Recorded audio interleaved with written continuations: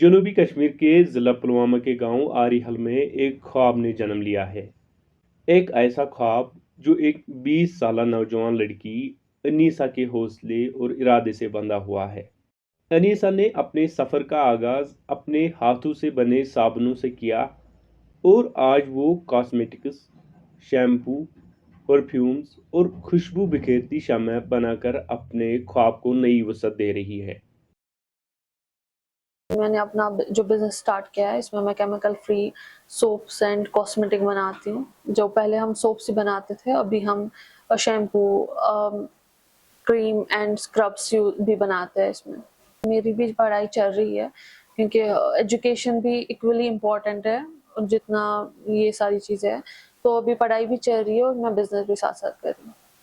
पढ़ाई असर नहीं हो रही है बट स्ट्रगल होता है दोनों चीज़ों में कि थोड़ा एग्ज़ॉस्ट, बर्नआउट हो जाता है कभी-कभी, बट अगर कुछ करने आगे जाके अगर लाइफ थोड़ी स्मूथ चाहिए तो अभी स्ट्रगल करना ही पड़ेगा। मेरा ये प्लान है लाइफ में कि अगर आप अभी 27-26 तक पढ़ोगे, फिर उसके बाद जॉब का, फिर उसके बाद अर्निंग स्टार्ट होगी। बट आई वांट कि मेरा जो 25 तक मेरा एक अगर स्ट्रगल रहेगा भी, उसके बाद मेरी ऐसी एक लाइफ होनी चाहिए जिसमें मैं अच्छे से मतलब एक फैमिली को भी अपना एक फाइनेंशियल फ्रीडम देना चाहती हूँ और खुद को भी। जहां आजकल ऑनलाइन चीज़ें खरीदने पर बहुत धोखे और फ्रॉड हो रहे हैं, वहीं अनीसा ने अपना बिजनेस सिर्फ ऑनलाइन तक महदूद नहीं रखा है, बल्कि श्रीनगर में अपना एक स्टोर भी खोलने का फैसला किया, ताकि लोग खुद आकर उसकी चीज़ें देख सकें और एतमाद के साथ खरीद सकें।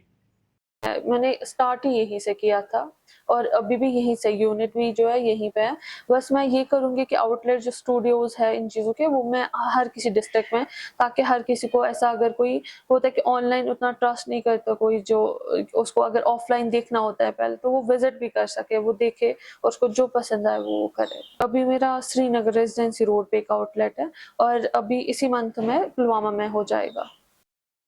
अभी तक के सफ़र में अनीसा के ख़ानदान ने हर कदम पर उसका साथ दिया है और यही हमायत उसे अपने ख्वाब को हकीकत बनाने की ताकत दे रही है।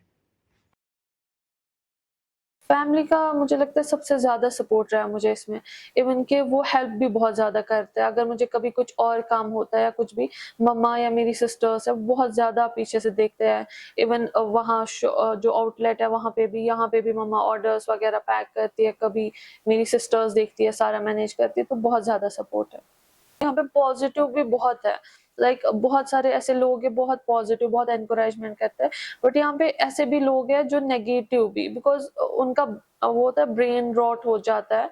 वो नेगेटिव से कोई फ़र्क नहीं पड़ना चाहिए, बट ये है कि स्ट्रगल होता है।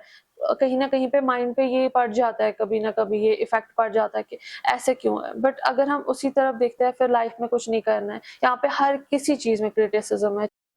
अनीसा चाहती है कि उसकी टीम में सिर्फ ख्वातीन काम करें, ताकि उन्हें एक महफूज, खुशहाल और बाइख्तियार माहौल मिल सके। मैं चाहती हूँ कि वो एक वुमेन एंड कम्युनिटी एक बने मेरी अराउंड, तो मैं यही कर रही हूँ। मैं जो हायर कर रही हूँ वो मैं गर्ल्स को ही कर रही हूँ, वुमेन्स को ही कर रही हूँ। तो इसलिए मैं जो अभी वेट कर रही हूँ ताकि जो पुलवामा में भी ये आउटलेट, उसमें भी जो सेल्स गर्ल्स है या यहाँ पे जो काम करेंगे, जिनको एक सोशल मीडिया या पैकेजिंग आती हो, मैं चाहती हूँ कि वुमेन्स हो अराउंड में, ताकि उनको एक फाइनेंशियली थोड़ा सपोर्ट मिले मेरी तरफ से।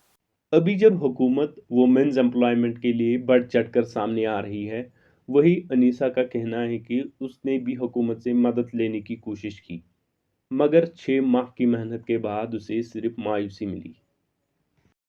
मुझे था कि मैं इसको एक नेक्स्ट लेवल पे लूँ और मुझे फंड्स चाहिए थे गवर्नमेंट से, जैसे ये होता है। बट कभी-कभी ये रहता है कि आप उस चीज़ में करते हो बट वो वहाँ पे इतना एग्ज़ॉस्ट करते हैं, ड्रेन करते हैं इंसान को मेंटली, कि फिर मेंटली इंसान जो बहुत एग्ज़ॉस्ट होके वो बोलता है लेट इट बी, इससे अब चलो कोई नहीं, खुद ही करते हैं। जो डीआईसी पुलवामा है वहाँ पे मैंने पीएमएजीपी किया, उन्होंने फिर जैसे जेके बैंक में कर दिया था।